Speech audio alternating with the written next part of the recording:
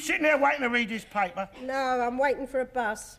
How much longer are you going to be with it? You've been all morning sitting there with that. I'm not just looking at the pictures, my dear. Takes a little longer to read the words, you see. I'll tell you what you can do.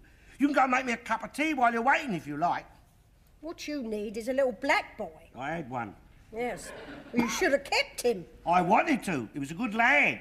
He paid me a fair rent for that room and looked after me into the bargain. And I didn't have to wait for cups of tea when he was around. Fair rent? Fair to who? Fair to me, my dear, and I'm the only one whose welfare I have to concern myself with. Well, it wasn't fair to me. I mean, he was paying you more for that one room than you was paying for the whole flat. But how was that unfair to you? Because half this house is mine. He wasn't living in your half of it, was he? No, but I had to put up with the inconvenience of him living in your half of it. Using my front door, walking across the hallway after I'd cleaned it. Oh, yeah, that really upset you, didn't it, eh? Because I was making a bit of money out of it and you wasn't. Jealous because you didn't get a share of it. Well, all them nightmares you was complaining of because there were strange men living in the house. It was all invention, wasn't it, eh? Pure invention. You no more dreamt about Winston than you dreamt about me. Oh, you've been in my nightmares, don't worry. Well, are you going to make me a cup of tea or not? No. Don't know why you're doing the sulking. I'm the one who's suffering since that lad went. Well, I'm sleeping in my bed better since he went. You malign that lad. Young Pelly and Winston when he was here. They both of them showed a proper respect. Even you've got to admit that. Both of them was devoted to me, there was. In their own way. And they showed their gratitude, and I don't think it was very fair of you to dream about them the way you did. Well, I never asked them into my dreams. They wasn't invited, neither of them. I can tell you, and neither were they welcome either. They was your dreams? Yes, and I wish other people would keep out of them. I mean, people I wouldn't have in my house. People I wouldn't even talk to in the street. Well, I don't want them in my dreams either, cheek. Just walking in and out of my private dreams. Doing just what they want without a by your leave. And saying just what they like, please. And if you complain to anyone, tell a doctor or one of them sort of people. All they say is, oh, it's just a dream. Well, it may be just a dream in the daytime, but it's not very nice at night when it's happening. Look, if you lay in bed all night dreaming about Winston, that's not his fault, is it? Now you favour him. You can't see anything wrong with Winston. He was a good boy. Here, I'll tell you, Mr. Garnett, if he was to try some of the things on me in the daytime, like he tries to do at night, I could have him locked up. What things? Well, I'm not telling you what goes on in my dreams.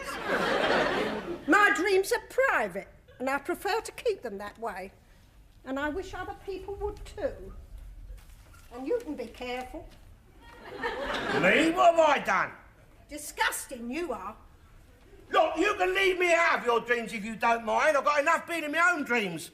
No wonder I wake up bloody tired in the mornings. Now, I don't know what you're getting me up to in your dreams, do I? Not fair. I mean, you could be putting me in positions. Positions of humiliation with others watching. Well, I don't know who else is in your dreams, do I? Well, there's nothing you can do about it. I mean, I told the doctor. You told the doctor about me in your dreams? Well, I didn't mention your name. Well, I'll put a stop to this. I mean, if you wrote a book and you put me in it doing all them things you dream about, I could sue you for libel. You start talking to people about what I do in your dreams, missus, I'll get a lawyer onto you, that's what I'll do. Can't afford a lawyer. I'll get legal aid, I'll go down to Citizens Advice Bureau. I don't know why you assume that if I put you in a book, it would be bad. No more than if I dream about you, it would be bad. Eh? But you're right, though, it would be, and it is. Well, look, put it like this. Where you're concerned, I'm mostly pleased to wake up. You're not the only one who has dreams, my dear, and I'm not always sorry to wake up neither. More than pleased some days, I'll tell you. Do I appear in your dreams? Not if I can bloody well help it.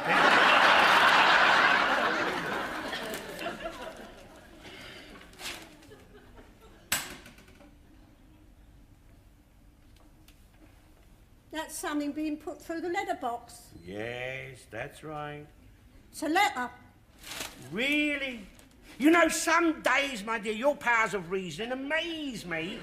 You still taking them pills the doctor give you? When you mend my ladder, I will. What's the ladder got to do with your pills? Well, I can't reach them without the ladder. Well, why did you put them out of reach? Because it says on the bottle, put well out of reach. Well, that means children. Oh, don't be so silly. It's not a children's complaint.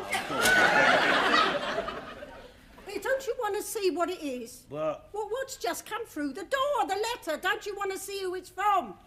Well, first of all, my dear, we have to discover who it's for before we can discover who it's from. That is the polite way. First of all, one of us has to go out there and pick it up and see who the letter's addressed to, right? Mm. That will inform us as to who is entitled to peruse the contents of that letter and to find out who it's from. Peruse? What's that when it's out with this hat on? And then one of us... Peruse? One of us has to go out there and pick it up. And that's the only letters I get these days are bills or begging letters from loan companies who are forever poking it through my front door, trying to persuade me to plunge myself up to my eyeballs in debt, providing I was daft enough. I see no reason to get out of this chair and drag myself to the front door just for that. On the other hand, of course, the letter might be for you. No, nobody writes to me anymore either. Except the letters you get. No, my dear, the letters I get are written to me. Well, of course, you wouldn't get them otherwise. What you mean is that the letters you get are similar to the ones that I get. That's what I said. I get the same letters you get. No, you do not get the same letters I get. I do! Bills and begging letters. Yes, but they are different letters. No, just the same. I've said they're just the same. No. But they are. Not the same. Exactly the same. No, not the same. They may look the same. Because they are the bloody same. Made me swear now.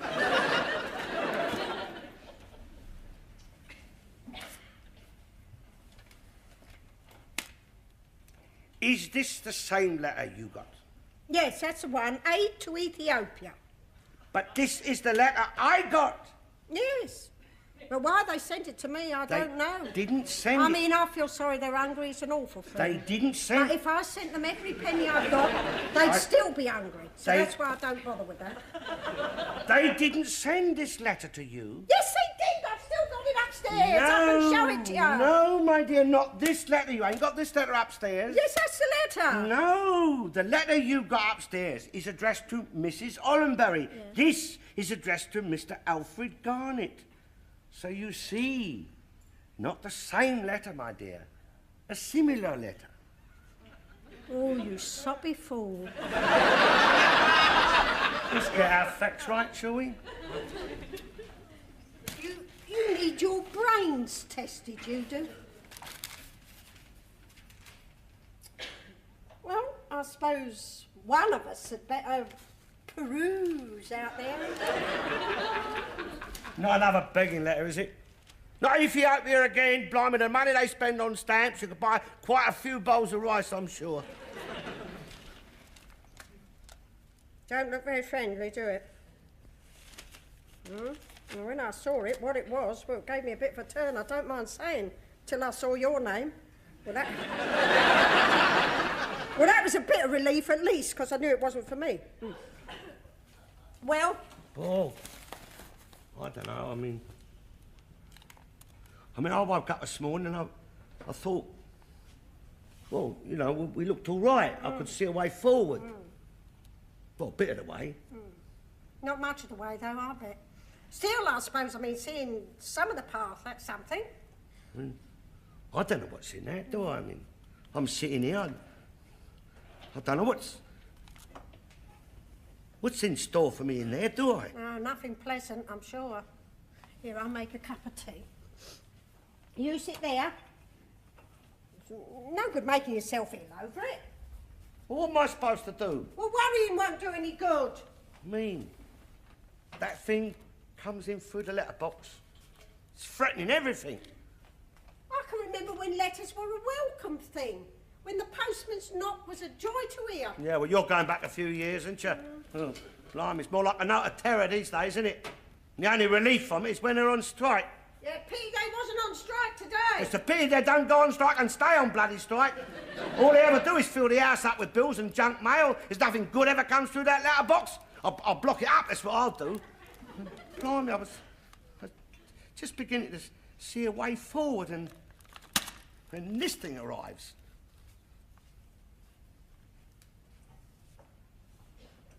We could say we never got it. Blame it on the post office. Say we never saw it. I mean, after all, it's a bill. We've had them before. Too bloody many. Not the rent again, is it? I don't know. Well, who ain't we paid? Well, them for a start. It might be easier to remember who we have paid. Look, I'm always telling you, and I'm always saying, don't run up debts. But will you listen? No, just put me through this torture. What do I buy? Well, somebody's buying something, else we wouldn't be getting bloody bills, would we? Here, who wanted a cup of tea, What's mate? that got to do with Well, it? that's running up debts, isn't it? Gas debts, water debts. Here, who turned that bar of fire on? All right, I'll sit here and freeze, shall I? Electric debts. Phone debts. Well, I hardly ever use the phone. And when I do, it's cash. I put money in. Well, that thing just hangs there, running up debts, doing nothing. All right, I'll get rid of it. It's going. Well, I thought your Rita was supposed to pay for that. Pay for it. She never even rings me on it. She rang you Christmas. Yeah, and she probably will again next Christmas. That's all she is. Christmas daughter. Well, at least she keeps in touch. I mean, my brother, he's not even a Christmas brother.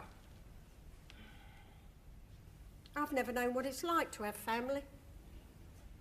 You had a mother and father? Not since they died.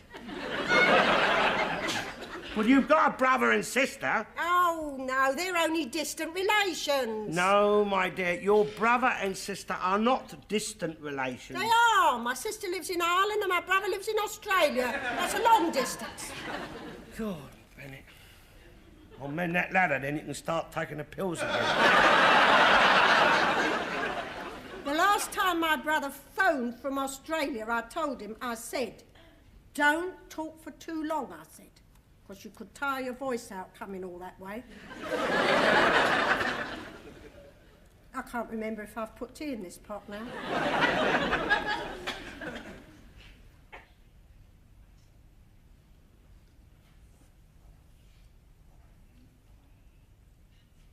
Well? Oh, it's no good sitting there staring at it, making yourself ill. Oh, can't take you out and shoot you, can they? Hey? One problem we don't have, eh? Oh, open it, whatever. They can't do anything to you. And even if they can, at your age, they couldn't do it to you for long.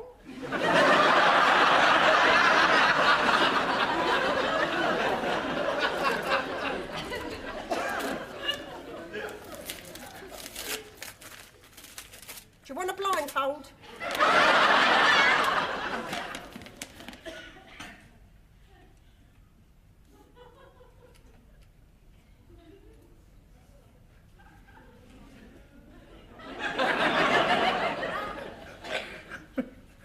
Well, What is it? I don't know what you were so frightened of.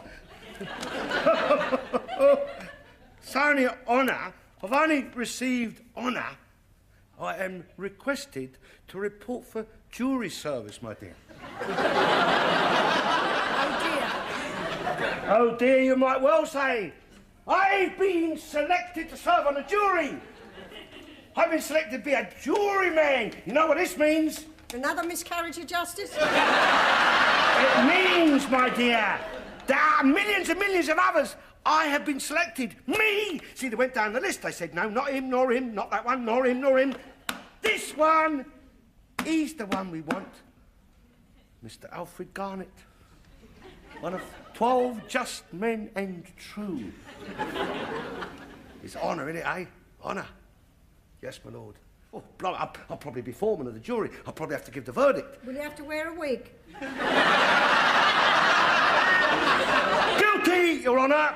Without a shadow of a doubt, Your Honour! God, blimey, this'll make them sit up, eh? I. No one else down this street, just me. I was the one who put them away. I'll teach them to bloody well wreck their cells and burn their prisons down. Oh, yes! I'll bang them up for life, that's what... You see, everything comes to those who wait, my dear. You see, people in high places, your Lord Chancellor's office, they know of me. They know who I am. And they know where I live. Make me a cup of tea, my dear, will you? Yes, Your Honour. Silence in court.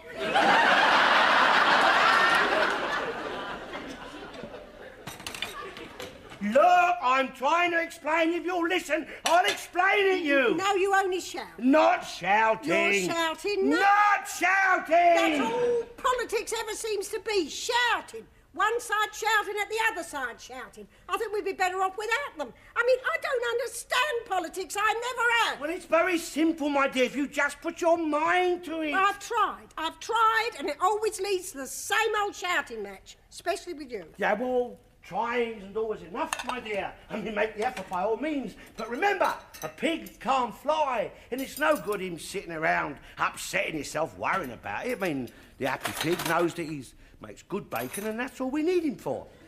And he's content, knowing that he's wanted and useful. No disrespect, my dear, but politics is probably not a woman's thing, especially when it's you. Are you trying to say that I'm not up to it? If the cap fits. I mean, we've all got our limitations, haven't we? Yes, well, you certainly got yours. Well, there you are, you see. That's why you do not understand politics, because you cannot grasp the give and take of civilised debate. You have to get personal, drag everything down to the level of abuse and argument. Same old shouting match. Not shouting, my dear, not a shouting match. Reasoned debate. There's two sides to every argument. Yeah, but your side always seems to have right. Because I take the trouble to look at both sides and use my powers of reasoning. I mean, I believe that the guilty man should be given a proper trial first before I take him out and hang him. I mean, fair play don't cost nothing, does it? I thought a man was innocent until he was proved guilty. Yes, that is what he'll claim to be, of course, and that is his right, and no one would deny him that right under what is a fair system of law and order. Well, what about the Guildford Four? All right, let us take the Guildford Four. At the time when we put them in jail, they was guilty. Everyone knew that. As soon as they was innocent, we let them out again. Can't say fair in that, can we? Well, what about the Birmingham Six? The same, my dear, exactly the same. And if they're proved innocent, they will be shown the same leniency the others was. Don't you worry. Yeah, well, that's all very well, but I can't help thinking that the main evidence against them poor lads was being Irish. Yes, well, of course, you was bound to say that, wasn't you? With your Irish daddy and your Irish mummy. Racial discrimination. Nothing to do with racial discrimination. But if the Irish are blowing up things, you don't round up the Chinese, do you? You racist pig!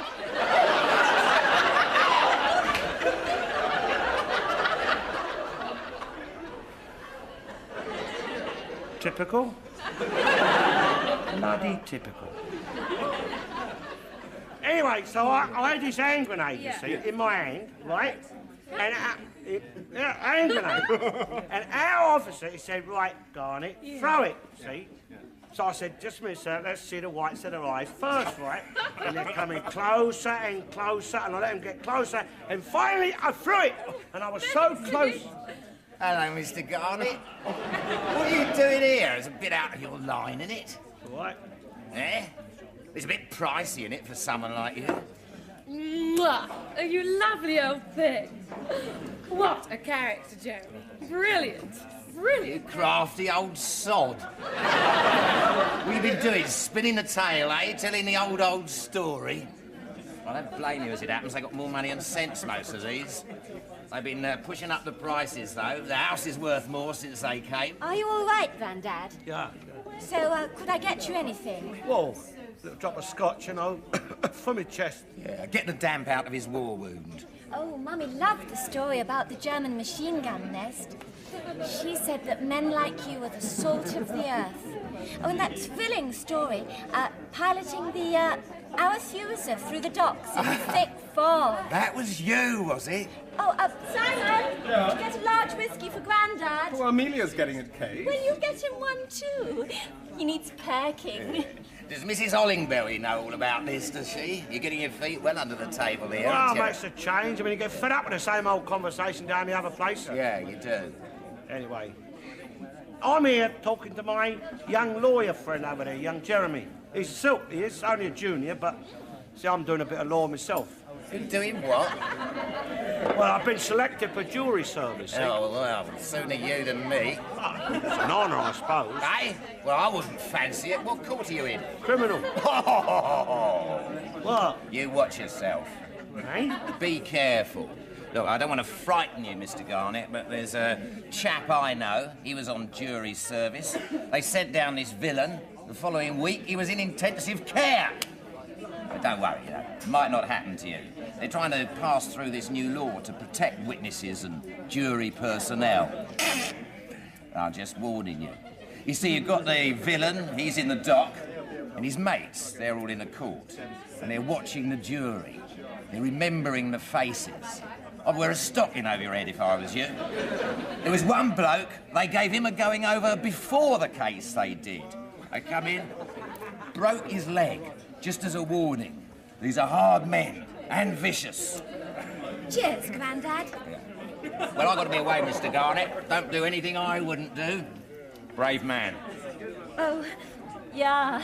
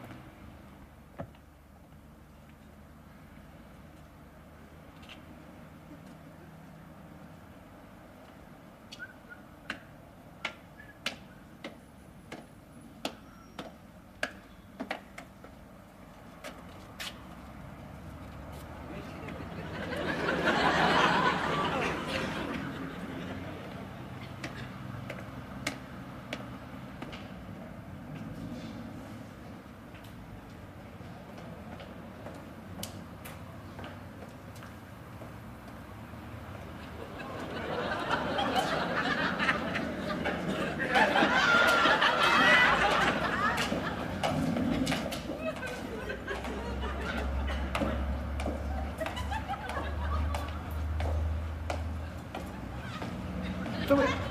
Whatever you want. Not guilty. What? Okay, both. Not guilty. I will. I promise. Not guilty. Whatever you say. Whatever you want. Don't hit me. Why no? Yeah, they're letting them out the asylums, aren't they? Throwing them out the institutions. Poor buggers.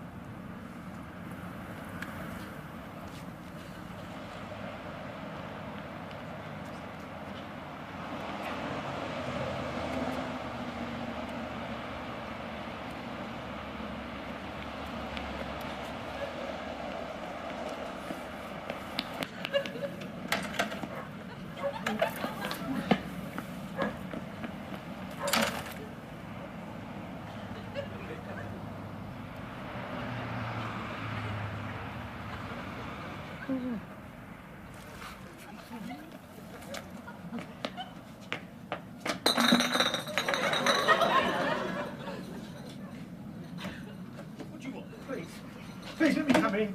Let me come in. Oh. Don't let him get me, please. Oi, what's going on? A police officer. I was following him. He's acting very suspicious. I think he's mad. Christ, my wife's in there! He's in there alone with my wife! All right, we'll stand aside. Why, what are you going to do? Well, I'm going to break the door down. I mean, bloody stupid, he's in there with my wife. He's holding her hostage, he might slit her throat, anything. What's going on? There's a maniac in there and his wife's trapped in there with him. What is it? Maniac's in there holding his wife hostage. Have you got a phone? No. I have. We always use theirs. There's one over the road. Phone the station, tell them to send some men. We might need a fire engine or something. We need ladders. What about guns? Well, they'll know what to do. Tell them Officer Barton's here. Be careful, love.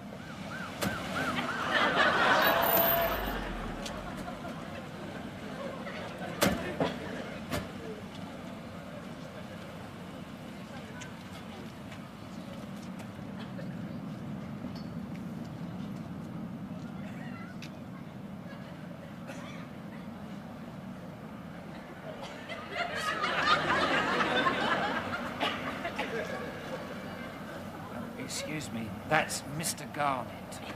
He lives opposite me. He's all right. Well, he's a bit bonkers, but... shall I go and have a word? Yeah, go on. The police, the boys in blue, thank God! Here! Arrest him, he's the one who was following me. He tried to do me up. He's the police! What? This'll be a story to tell the yuppies tomorrow night. A few drinks, eh? Shut up! Yeah, I know him, Commissioner. All right, then. Right. Now what you been doing? I can't take my eyes off you for 5 minutes. No! Oh, you're drunk. You're drunk I again. am not drunk. You go on the way you're going on. It won't be the jury you'll be sitting in, it'll be the dock. Now, come on. Get off the of me. inspector wants to see. Get out of me! Let go of me, Excuse woman! me, sir. Don't you push me!